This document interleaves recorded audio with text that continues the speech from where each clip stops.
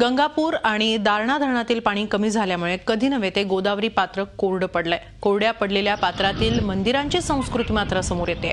नाशिक जिल्ह्यातील चांदोरी या गावाजवळ हेमाडपंथी मंदिरांची शृंखलाच आढळली आहे। इथल्या ग्रामस्थांशी बातचीत केली आहे आमचे प्रतिनिधी योगेश खरे यांनी।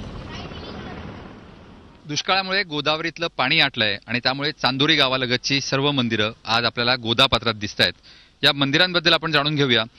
कधीपासून ही मंदिरं आपल्याला या ठिकाणी दिसतायत आणि यापूर्वी कधी तुम्हाला दिसली होती? खरं यापूर्वी मंदिर एवढं पाणी कधी आटलं नाही, त्यामुळे बघायला मिळाली नाही आणि मंदिराचं स्ट्रक्चर बघता ही मुघलकालीन आणि पेशवेकालीन मंदिरं आहेत असं वाटतं।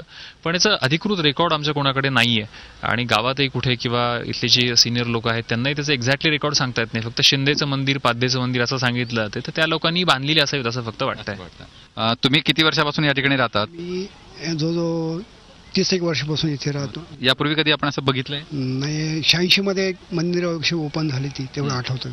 अच्छा, हो। पण अनेक वर्षांपासून हे असं बघायला मिळालेलं नाही।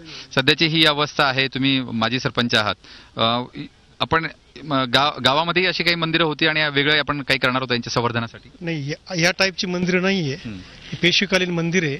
संवर्धन जेव्हा आम्हाला काही रेकॉर्ड मिळेल तर आमचे प्रयत्न आहे की मंदिर जतन होण्यासाठी पुरातत्व विभागाकडून आम्ही सगळे याचे जतनासाठी प्रयत्न करू। ओके, आर्किओलॉजीने काय केलं पाहिजे असं तुम्हाला वाटतं? मला असं वाटतं की आपल्याकडे आर्किओलॉजीने याकडे लक्ष घालण्याची गरज आहे, कारण मला असं माझ्या अंदाजे आर्किओलॉजीकडे हेमाडपंथी मंदिरांसाठी एक स्पेशल त्यांचा डिपार्टमेंट आहे आणि ही सगळी हेमाडपंथी मंदिरं आहेत, आपण ही सगळी बघितली आहे। तर याच्या संवर्धनासाठी हा एक इतिहास आहे आपला आणि तो जपण्यासाठी याची डागडुजी करणं असेल किंवा याची प्रसिद्धी करणं असेल की अशा प्रकारची मंदिरं आहेत। इंद्रेश्वराचं म्हणून मंदिर म्हटलं जातं, असं म्हणतात की इंद्राचं मंदिर कुठे नाहीये, तर हे मंदिर नेमकं काय याची आम्हाला पण कल्पना नाही।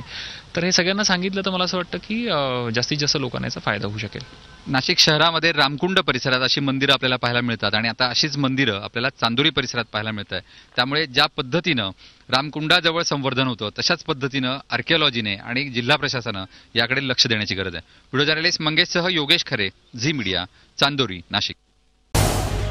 झी 24 तास रहा एक पाऊल पुढे।